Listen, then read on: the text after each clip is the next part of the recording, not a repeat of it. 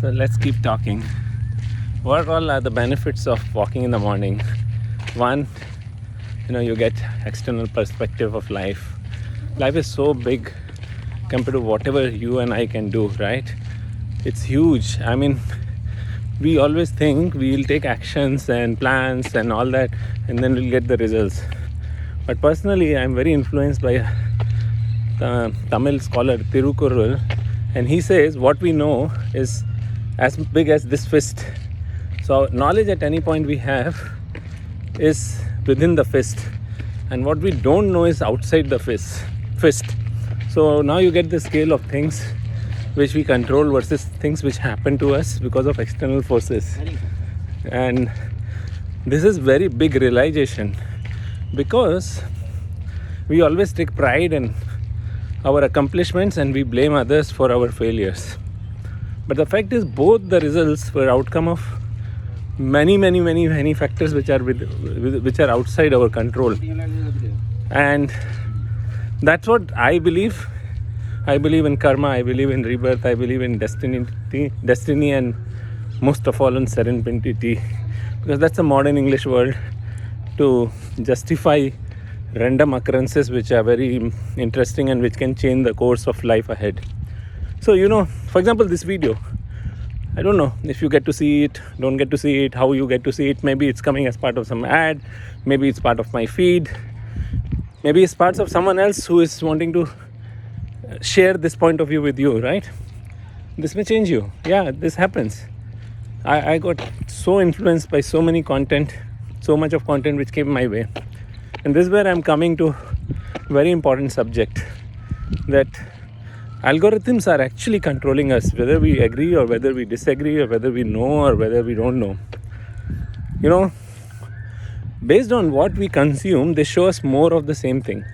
So if you hate a particular point of view, if you are on a conspiracy theorist, or if you are let's say secular, you are democratic, you are socialist, you are capitalist, you will get more and more content on internet to reinforce your beliefs. And this is dangerous, because what it means is actually we are going to be very close-minded in accepting any divergent point of view. And that's what scares me, because actually we were designed to love and give each other, as a natural process. We are the only animal which feels happy when someone else is sad at times. Meaning, if lions fight with each other, they don't feel happy in that. They do it because that's their instinct, that's their survival. That a new pride king lion will not let the male kids of other lions survive, because that's his survival method. He doesn't get a joy by killing those cubs. We do get. If someone is our enemy, we feel happy in destroying them and their families, or whatever, their places of worship. Anything and everything we can destroy, actually. That's the only race we are. And it's very disappointing, actually. We have had so much of progress, we have so much of positivity, there are so many good people. There are more good people than bad people in this world.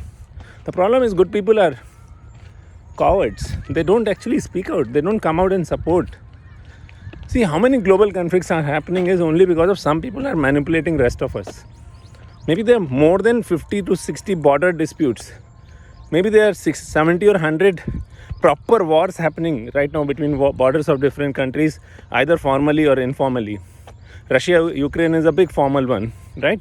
Gaza Strip is a big formal one. But what about India-Pakistan? Isn't it also, continuously having issues?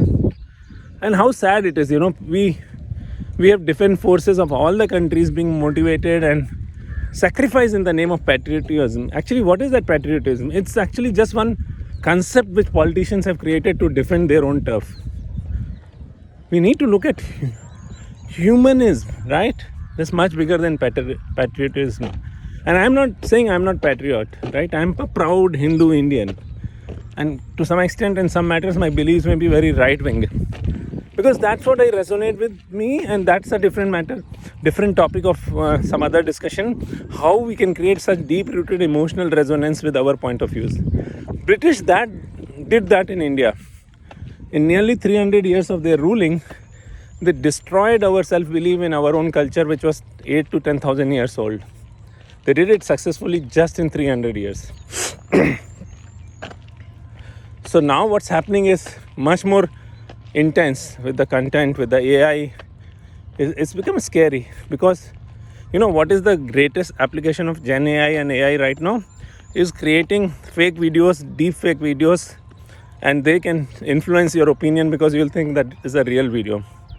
So I'll end this with this, that we are in a tough state as humanity, and only one who can change is you. Because you can change your life without depending on anyone else ever.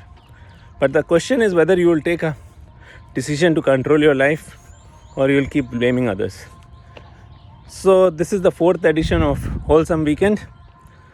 It's not any longer a weekend for me, but it's a weekend for someone in US still. And more importantly, Wholesome Weekend may not come every weekend. We'll come to you when we have something important or something valuable to share with you. So, your host, your dost Sunil, SKG signing off. Stay blessed. Salamat po.